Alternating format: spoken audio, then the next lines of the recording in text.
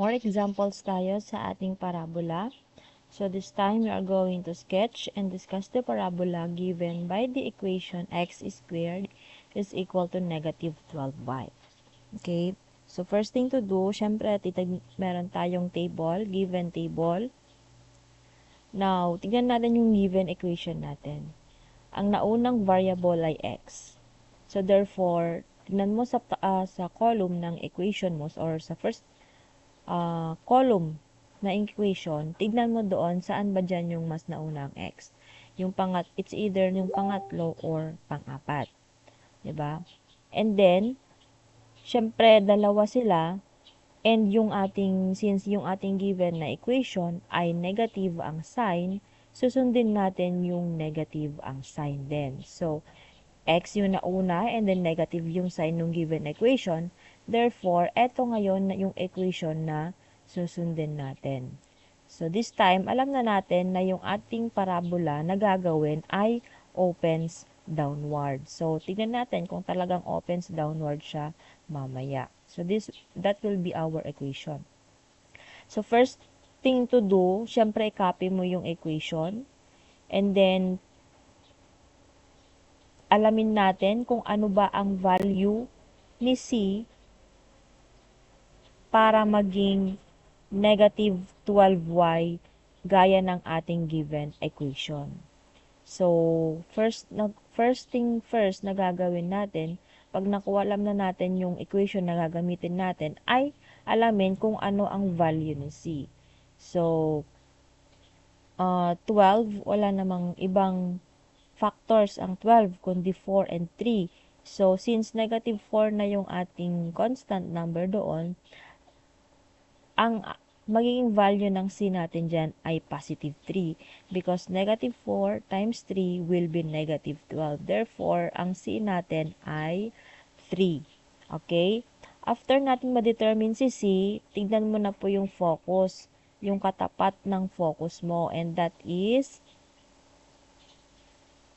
0 and negative C. Ito siya.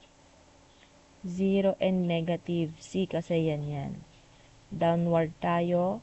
So, si 0 constant yan. Ang gagawin lang natin ngayon dito ay ilalapat yung nakuha nating value ni C dito sa ating focus. So, ang magiging focus natin ngayon, although positive yung C natin, since negative siya dito sa ating focus, gagawin natin siyang negative. Next is yung ating directrix. So, simply, y is equal to, directrix is equal to y is equal to c. So, therefore, y is equal to, ano ba yung c natin? That is 3. Positive 3 kasi wala namang indicated na negative yung ating directrix. So, our focus is 0 and negative 3. And our directrix will be y is equal to 3.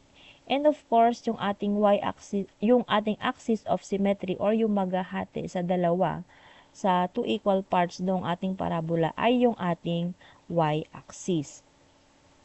And then, pag kukunin naman natin yung ating latus rectum, ito na ay dinagdag ko na dun sa unang example natin. Hindi ko na idagdag tong latus rectum. But this time, meron na. Kasi yung dun sa unang example pala natin, applicable lang yung ginamit nating formula na C, 2C, and C, negative 2C kapag opens to the right yung ating parabola. So, this time, ito na yung susundin natin. May kanya-kanya na. No? So, kunin natin yung latus rectum para alam natin kung gaano ka wide yung parabola natin mamaya. Positive, negative, meaning to say, dalawa yan, dalawang point yan, So, yung positive 2C muna and negative C. And then, negative 2C and negative C. I-substitute lang ulit natin si C. So, 2 times 3 and then negative 3. Negative 2 times 3 and then negative 3. So, simplify natin. 2 times 3, that is 6, and negative 3. Yung isa pa nating point na latus rectum, or yung end point ng ating latus rectum, ay negative 6 and negative 3. So, this will be now our latus rectum. Meron na tayong value ng C, or again, yung C natin, yan din mismo yung distance ng ating vertex sa focus natin and vertex sa distance natin, vertex sa ating directrix, okay? So, ang gagawin na lang natin ngayon ay kunin yung graph. I-sketch natin yung graph ng ating parabola, which is downward. So, tingnan natin kung downward nga ba talaga siya. So, mag-create tayo ng ating perfect na graph. And then, ang focus natin, unahin natin ilagay yung ating focus. That is 0 and negative 3. So, 1, 2, 3. Kasi negative 3 siya, this is negative numbers. Negative 2, negative 3, 1, 2, 3, 4. 1, 2, 3, 4. 1, 2, 3, 4. Okay, negative 3, andito yung ating focus, 0 and negative 3. Sunod na ilalapat natin ay ang ating directrix. Directrix, yun yung linya sa puwetan ng ating parabola. So, that is y is equal to 3. O, huwag kayong malito sa pag-graph ng directrix kasi nakasaad na dito y. No? Y, ibig sabihin, dito ka sa y-axis mo, maglagay ng point ng directrix mo. Kasi ito yung x-axis, y-axis natin. Since y nakalagay sa directrix natin and that is equal to 3, positive 3. So, dito naman tayo sa taas, positive numbers natin. 1, 2, 3, 4. So, ngayon, andito yung ating point ng directrix. Mag-draw tayo ngayon sige, assuming na tumama siya doon sa 3. Ayan, yan ngayon yung ating, dalagyan ko na lang yung point. Andyan ngayon yung ating line of directrix. So, paano natin i-denote na yan yung ating line ng directrix? Simply cursive L, that colon, then y is equal to 3. Okay, so, to indicate na yan yung ating directrix. Okay, sunod naman na i-graph natin ay yung ating latus rectum. That is 6 and negative 3, negative 6 and 3. So, 6, negative 3, negative 6, and negative 3. Yan yung endpoint ng ating latus rectum. So, 1, 2, 3, 4, 5, 6. Label ko lang. 3, 4, 5, 6. 1, 2, 3, 4, 5, 6. Negative 1, negative 2, 3, negative 4, negative 5, negative 6. Okay, unahin natin to. 6 and negative 3. So, nandito si positive 6. And then, sa tapat ni negative 3, ayan yung isang endpoint ng ating latus rectum. And yung isa naman, negative 6. And then, sa tapat din ulit ng ating negative 3. Ayan, yung endpoint ng ating latus rectum. I-connect natin. Dapat dadaan siya doon sa ating focus. Ayan. So, after that, syempre, yung ating parabola ay nasa origin yung kanyang vertex, right? So, andito yung ating vertex. Alright. So, itong ating latus rectum, i-denote natin ito as MN para alam natin na latus rectum yan. And then, after that, all we need to do is to draw a parabola na magko-connect dito sa endpoints, dalawang endpoints ng ating latus rectum, and then dun sa ating vertex, okay? Dadaan sa endpoint ng latus rectum, dadaan sa vertex, at dadaan ulit sa isa pang endpoint ng ating latus rectum. So, yan ngayon yung ating graph ng ating given equation, x squared is equal to negative 12y. And that is probably downward. Downward naman yung ating nakuha. Okay? So, another example tayo. Last but not the least na example. So, let's try to find naman an equation of the parabola. Ito, ibang case naman ito. Hanapin na hindi given yung equation, pero ang given ay yung yung vertex natin ay isang focus lang. So, hahanapin natin dito yung ating equation. So, find an equation of the parabola with vertex at the origin and focus at -4 and 0 and sketch the graph of the equation. So, anong gagawin natin una dito? Mahirap namang i-determine kung ano yung equation na gagamitin natin, right? Kasi wala tayong pagbabasehan. So, kapag ganito na case, class, given ang focus, at alam natin na nasa origin yung ating vertex, ang gagawin lang natin dyan ay mag-graph muna tayo. Unahin nating mag-graph. I-graph natin yung given focus, that is -4 and 0. So, 1, 2, 3, 4, 1, 2, 3, 4, 1, 2, 3, 4, 1, 2, 3, 4. -4 yung ating x, -1, -2, -3, and -4. So, andito yung ating focus, right?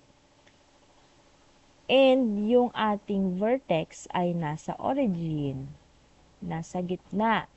Okay, diyan pa lang, basta focus ang given, malalaman mo na kung saan ba nakaharap yung ating parabola. If you still remember, 'di ba? Sinabi ko doon sa unang discussion, kung open upward, open downward, open to the left, or open to the right, ang ating focus ay always na nasa loob ng ating parabola. So, kapag open upward siya, andito yung andito yung ating wait lang, ayusin ko lang. Sige, mag-draw tayo ng ating maliit na graph dyan. Kapag open upward, okay, nasa vertex yung ating origin, nandito ngayon sa loob ng ating parabola yung ating focus. So, meaning to say, kapag nandito siya sa taas, pa-upward yung ating parabola. Pero kapag nandito sa right side yung ating focus, paharap naman sa right yung ating parabola. At kapag nandito naman sa baba yung ating focus at nasa origin yung ating vertex, pababa naman yung open ng ating parabola. And, eto na nga, kapag nandito sa left side ng graph yung ating focus, sa malamang alam natin na ngayon na yung ating parabola will open to the left. Okay? So, yan na yung magiging clue natin. Balikan na natin ngayon yung ating table. Alam na natin ngayon na yung ating parabola ay mag-o-open siya to the left. Therefore, ang ating magiging equation na ngayon ay etong pangalawa dito sa ating table. So, kopyahin natin siya. Y squared is equal to -4cx. Again, kailangan nating malaman ano nga ba ang magiging value ni x para alam natin kung ano yung equation, yun yung hinahanap natin find an equation of the parabola para alam na natin kung ano yung magiging equation natin, okay? And since given na yung focus natin, and ito rin pala yung isang way para malaman mo kung saan ba siya. Without, kahit hindi ka mag-graph, given yung focus natin, tingnan mo lang din siya dito sa ating column ng focus. Since given ay negative, no? Yung x ay -4, wala naman ng ibang given na negative dito sa ating focus yung x niya, kundi itong pangalawang table lang din talaga. So, tama lang yung ating ginawa. Na to the left yung ating parabola. So, yung focus natin, balik tayo. That is -4 and 0. Oops! Ayan, meron na rin tayong clue kung ano nga ba ang value ng ating C. Kasi tignan ninyo sa ating focus. Ito yung ating ito yung ating C, right? Therefore, ano yung nakalagay doon sa pwesto ni C? Si negative 4. So, therefore, ang ating C ngayon ay, ang magiging value niya ay 4. Kasi, kapag ni-negative natin yan at nilapat natin sa focus natin, magiging positive sana siya dito sa ating given focus. But since negative siya dyan, gawin natin siyang positive, okay? Kasi dati nang negative yung focus natin. So, si C ay positive 4. Alam na natin si C, ilapat na natin siya dito sa ating equation para alam na natin yung ating equation na hinahanap. Negative 4 times 4 is, that is negative 16x. So, ito na ngayon yung ating hinahanap na equation ng ating parabola. Y squared is equal to negative 16y. Pero hindi pa tayo tapos dyan. Kunin muna natin yung ating directrix. Ang ating directrix naman, okay na tayo sa focus. So, dito naman tayo sa directrix natin. That is simply x is equal to c. So, x is equal to c. Ano ba yung c natin? That is 4. And since positive lang din siya, so as it is lang na positive 4. And then, ang axis of symmetry natin is still x-axis. Then, kunin din natin yung ating latus rectum para alam natin yung lawak ng parabola natin mamaya. Paghiwalayin ko lang, negative c and positive 2c, negative c and negative 2c. Positive and negative, kaya pinagsama ko na lang doon na positive and negative 2c. So, negative 4, positive 4 yon. So, negative 4 and then 2 times 4, negative 4 and then negative 2 times 4. So, simplify natin. Negative 4, that is 8. Negative 4 and negative 8. So, ang ating latus rectum ngayon ay, or yung endpoints ng latus rectum natin ay negative 4, 8, and negative 4 and negative 8. So, i-graph na lang natin siya ngayon dito sa ating ginawang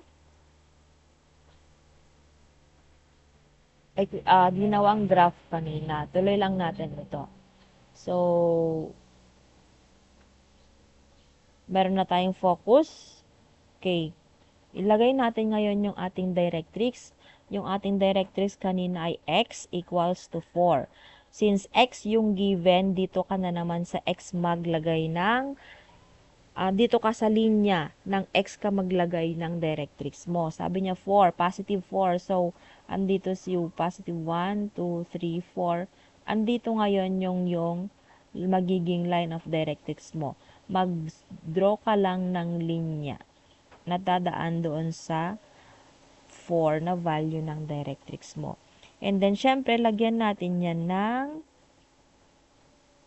label. And that is x directrix such that x is equal to 4. Okay. Next is to locate yung ating latus rectum. That is negative 4, 8, negative 4, and negative 8. So, ay kulang tong rook. 1, 2, 3, 4, 5, 6, 7, 8. 1, 2, 3, 4, 5, 6, 7, 8. 1, 2, 3, 4, 5, 6, 7, 8. Para hindi na masyadong mahaba. Okay, so, tingnan ko lang ulit. Negative 4 and 8. So, negative 4 and positive 8 andito kasi ito yung 8. And then, yung isa natin ay negative 4 tsaka negative 8. Kasi ito yung negative 8 natin at ito yung positive 8 natin. So, again, ang gagawin na lang natin ngayon ay gumawa ng parabola na dadaan sa endpoint ng ating latus rectum na dadaan sa ating vertex. Siyempre, kokonektado siya ulit sa isa pang endpoint ng ating latus rectum. So, yan na ngayon yung ating parabola. Anyway, dapat, nakalimutan ko, dapat yung latus rectum mo ay pag nag-draw ka ng line dyan, dadaan siya at dadaan sa focus mo, right? And yung ating kung i-confirm mo yung length ng ating latus rectum, di ba? Kunin lang natin yung 4 times the absolute value of C. So, 4, yung C natin kanina ay 3. So, the absolute value of 3 is also 3. So, 4 times 3 is equal to 12. Yan ngayon yung length ng ating latus rectum. So, tingnan natin kung tamang 12 yung length ng ating latus rectum. So, mag-start tayo kay 8. Then, count tayo ng 1, 2, 3, 4, 5, 6, 7, 8, 9, 10, 11, 12, 13, 14, 15, 16. Ano ba yung... Ayan, sorry. Ayan, 4 pala yung ano natin, C, hindi 3. Ayan, medyo kinabahan ako doon na nag-stop ako nag-count. Ayan, so 16 yung bilang natin. So, tama. Mali yung aking nilagay na value ng ating C. That is supposed to be 16. So, tama lang yung count ko, 16. So, 16 yung bilang natin dito. Yun yung length ng ating latus rectum. And tama pag ginamit natin itong formula para i-confirm kung tama yung ating latus rectum. And that's it for our parabola. And this time, mag-activity muna kayo and submit again on Friday. Gawin lang itong A, B, and C.